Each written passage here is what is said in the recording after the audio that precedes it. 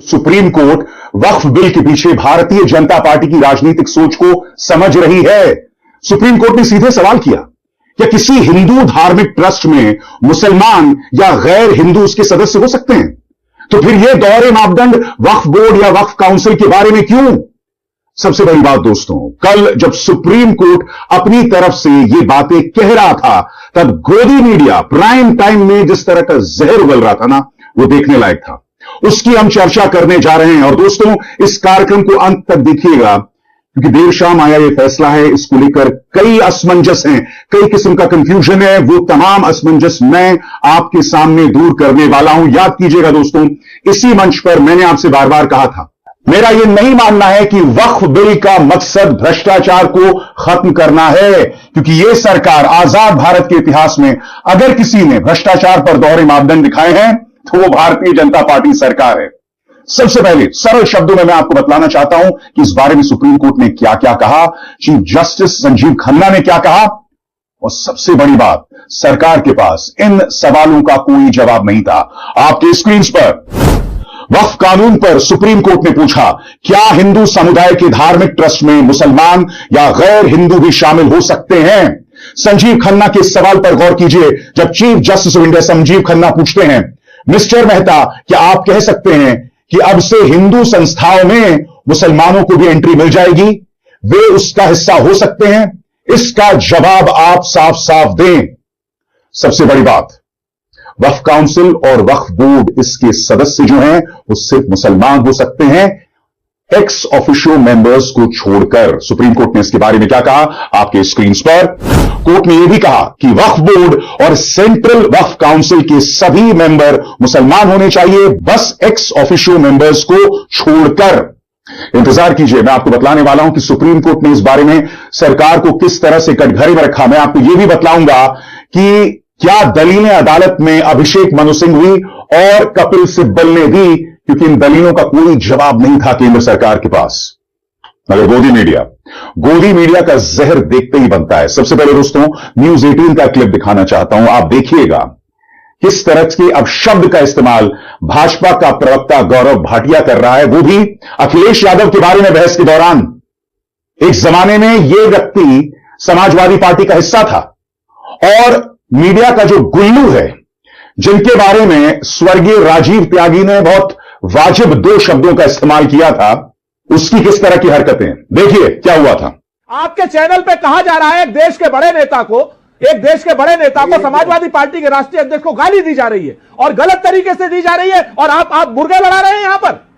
आप इस तरीके की भाषा का इस्तेमाल कर रहे हैं। अखिलेश यादव के खिलाफ आप गाली गलौज करवा रहे हैं, और वो भी उस आदमी से जो आदमी कृपा पात्री था अखिलेश यादव का और मुलायम सिंह यादव का। दिस इज टू पर्सनल ना। ओके। और बात वहां नहीं रुकी दोस्तों। न्यूज 24 की डिबेट में असीम वकार विपक्ष की तरफ से, और यहां पर भारतीय जनता पार्टी के एक विवादित प्रवक्ता हैं अजय आलोक, जो बहुत ही अनर्गल बोलते हैं प्राइम टाइम में। अजय आलोक ने एक दावा किया, और उसमें उन्होंने यह दावा किया कि असदुद्दीन ओवैसी के पास कई मॉल्स हैं, कई जमीनें हैं। तो यहां पर असीम वकार ने कहा, आप ये दावा कीजिए, कम से कम 3 मॉल्स के नाम लीजिए, वरना आप असली बाप की औलाद नहीं है। मैं स्पष्ट कर दूं, इस भाषा से मैं इत्तेफाक नहीं रखता हूं, मगर क्या भाजपा के पास पूरा अधिकार है कि वो विपक्ष के नेताओं के बारे में झूठ, अनर्गल, वाहियात बातें करते रहें? आखिर अजय आलोक ने वो 3 मॉल्स का नाम क्यों नहीं बताया? और सबसे बड़ी बात, एंकर महोदय वो कह रहे हैं कि साहब इस तरह की शब्दावली का आपको इस्तेमाल नहीं करना चाहिए। तो क्या भाजपा का नेता इस तरह की डेफेमेटरी, मानहानि से जुड़ी बातें कह सकता है? उसे पूरी आजादी है।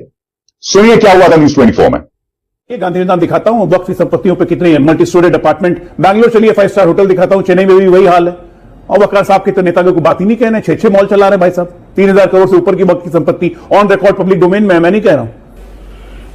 मैं शुरुआत करता हूं इनकी उस बात से जिसमें ने कहा कि ओवैसी साहब के ऊपर इन्होंने कहा कि एमआईएम के लीडर ओवैसी के पास 3000 एकड़ जमीन, 6 माल चल रहे हैं वक्त पर। 3000 करोड़, 3000 असल औलाद हैं, सुनिए, अगर आप असल औलाद हैं तो आपने कहा 6 माल चल रहे हैं, आप 3 के नाम बताइए कौन से मॉल हैं। और अगर आप नाम नहीं बता पाए यहां तो आप समझ लीजिएगा आप असल औलाद नहीं है। ऐसे मत बोलिए, क्यों ऐसी बात करते हैं? असल औलाद अपने आप पर रखिए, समझे ना, मुझे असल औलाद बताने की जरूरत नहीं है। जबान पे कंट्रोल एक आरोप लगाया राजनीति आप किसके औलाद हैं? मुगल के औलाद हैं सकते हैं आसिम वकार, प्लीज। मुगल के औलाद हैं आप? मर्यादा में प्लीज आसिम वकार बोलिए। सर जो मुझे बोलना था मैंने बोल दिया, और जहां तक आवाज पहुंचना थी पहुंच गई, और जिसके मिर्चे लगना थी लग गई। अब आगे सुनिएगा। मैंने ये कहा है कि अगर ये असल से है, अरे फिर वही बात, बीजेपी प्रवक्ता, तो 3 मॉल के नाम बताएं, 3 मॉल के नाम बताएं जिस पर इन्हें इल्जाम लगाया है कि वक्फ की जमीन पर वैसी आपका चैलेंज हो गया। एक सेकेंड रुक जाइए। आसिम वकार, जैसे मैंने कहा राजनीतिक आरोप है, मैं आपसे दरखास्त कर रहा हूं राजनीतिक जवाब दे सकते हैं, जो जवाब देना दीजिए, मर्यादा में रह के दीजिए। एक दूसरा, आपने जो जवाब देना था दे दिया, जो कहना था, रुकिए ना एक सेकंड, रुकिए तो सही। अब अजय आलोक ने जो कहा प्लीज उसका भी जवाब आरोप लगा रहे हो, पर एक भी अस्पताल आप बता दीजिए। अब राजनीतिक आरोप हो गया है। सुनिए बात सुनिए। अब आप यहां बैठकर इंकार कीजिए या हाँ में हाँ मिलाइए कि हाँ वो ऐसी साहब के 6 मॉल हैं वक्फ की जमीन पर, और या फिर आप ये कहिए कि झूठे हैं। मानव गुप्ता जी आपके चैनल पर आपकी डिबेट अरे आसिम भाई एक बोलिए, क्या आप एक मिनट। दोस्तों ये तो गोदी मीडिया का हाल था, मगर सुप्रीम कोर्ट का एक सवाल सरकार पर भारी पड़ रहा था। और आगे बढ़ने से पहले एक जरूरी संदेश, मेरे कार्यक्रमों के लिए आप नोटिफिकेशन का इंतजार मत कीजिए, मेरे चैनल में जाइए और खुद जाकर कार्यक्रम देखिए और रहिए अपडेटेड। और हां, ज्वाइन कीजिए मेरा चैनल, देखिए ये जरूरी संदेश। स्वतंत्र और आजाद पत्रकारिता का समर्थन कीजिए, सच में मेरा साथी बनिए। बहुत आसान है दोस्तों, इस ज्वाइन बटन को दबाइए और आपके सामने आएंगे ये 3 विकल्प, इनमें से एक चुनिए और सच के इस सफर में मेरा साथी बनिए। सुप्रीम कोर्ट ने क्या बातें कही, इस पर गौर करना चाहिए दोस्तों आपको। और मैं आपके सामने ये बातें क्यों रख रहा हूं दोस्तों, क्योंकि जैसे मैंने बताया देर शाम ये फैसला आता है, जितने भी कार्यक्रम सामने उभर कर आए वो आप तक सिर्फ सतही तस्वीर पहुंचा रहे हैं। मैं आपके सामने पूरे डिटेल के साथ ये मामला रख रहा हूं आपकी स्क्रीन पर। क्या कहा सुप्रीम कोर्ट ने? मुख्य न्यायाधीश जस्टिस संजीव खन्ना की पीठ ने कहा कि वो इस मामले में कुछ अंतरिम आदेश पारित करने पर विचार कर रहे हैं। पहला यह कि अदालत ने जो भी संपत्तियां वक्फ घोषित की हैं उन्हें डी नोटिफाई नहीं किया जाएगा। उस प्रावधान पर भी रोक लगाने का विचार है जिसमें कहा गया है कि अगर किसी संपत्ति के सरकारी संपत्ति होने पर विवाद है तो जब तक नामित अधिकारी विवाद का फैसला नहीं कर लेता तब तक उसे वक्फ संपत्ति नहीं माना जा सकता। कोर्ट उस प्रावधान पर भी रोक लगाने पर विचार कर रहा है जिसमें कहा गया है कि वक्फ काउंसिल और वक्फ बोर्ड में 2 सदस्य गैर मुस्लिम होने चाहिए। मैं आपको बतलाना चाहता हूं दोस्तों, ये वो तमाम चेहरे हैं जो इस मामले में याचिका करता है। AIMIM सांसद Asaduddin Owaisi, association for protection of civil rights, Samastha Kerala Jamiat Ulema, TMC की सांसद महुआ मोइत्रा और आरजेडी के नेता मनोज झा। अदालत जैसे ही ये सख्त टिप्पणियां करता है तो मैं आपको बतलाना चाहता हूं महुआ मोइत्रा क्या कहती हैं आपके स्क्रीन पर। पश्चिम बंगाल की कृष्णा नगर सीट से टीएमसी सांसद महुआ मोइत्रा ने सुनवाई के बाद प्रतिक्रिया दी। उन्होंने सोशल मीडिया प्लेटफॉर्म एक्स पर कहा, मुझे बहुत खुशी है कि सुप्रीम कोर्ट ने आज वक्फ कानून के 3 बहुत ही गंभीर पहलुओं पर रोक लगाने का प्रस्ताव रखा और सरकार से कुछ कठिन सवाल पूछे। महुआ मोइत्रा ने कहा, मुझे इस बात की उम्मीद है कि कल मेरी याचिका पर पूरा अमल किया जाएगा। तृणमूल कांग्रेस संविधान को कायम रखने के लिए प्रतिबद्ध है। और जैसे मैंने बताया दोस्तों, याचिकाकर्ताओं की तरफ से ये 3 चेहरे थे, कपिल सिब्बल, अभिषेक मनु सिंघवी और राजीव धवन।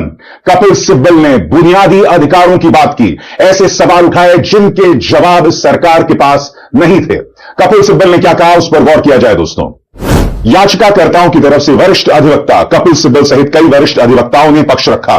कपिल सिब्बल ने कहा, यह संशोधन संविधान के अनुच्छेद 26 का उल्लंघन है जो धार्मिक समुदायों को अपने धार्मिक मामलों के प्रबंधन की स्वतंत्रता देता है।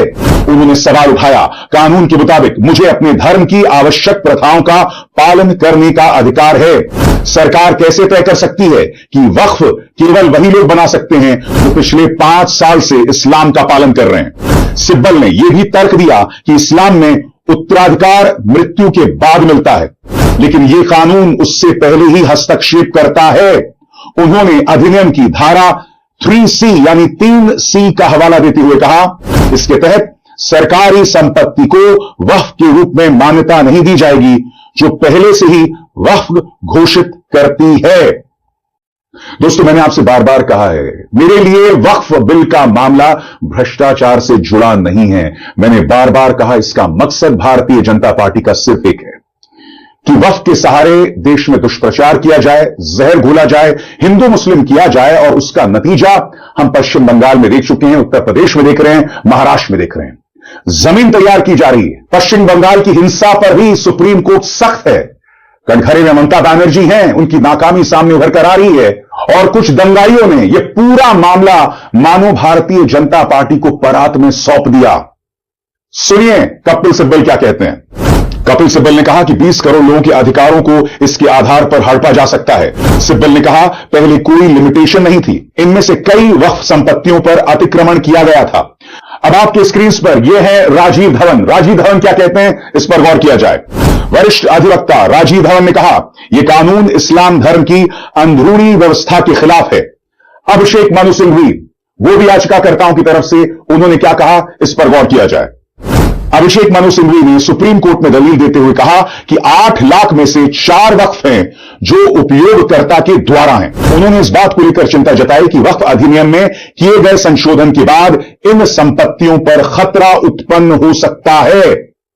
दोस्तों, केंद्र सरकार की तरफ से पेश हुए सॉलिसिटर जनरल तुषार मेहता, उन्होंने सरकार की तरफ से क्या पक्ष रखा है, इस पर भी गौर किया जाए। केंद्र सरकार की तरफ से पेश हुए सॉलिसिटर जनरल तुषार मेहता ने इस कानून का बचाव किया।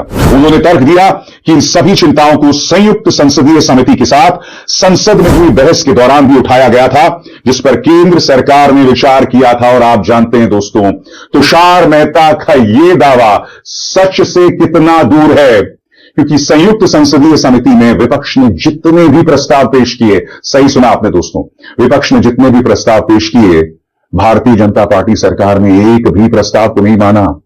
इसीलिए तो संसद के अंदर बवाल हो रहा था।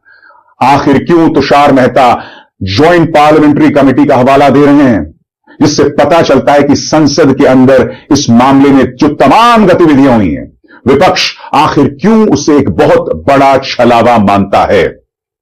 इस मुद्दे पर सुप्रीम कोर्ट का अंतिम फैसला आना है, और यकीनन दोस्तों, सुप्रीम कोर्ट ने जो ऑब्जर्वेशंस की हैं, उसने सरकार के लिए मुश्किलें पैदा कर दी हैं। वक्फ बिल के भविष्य पर एक बहुत बड़ा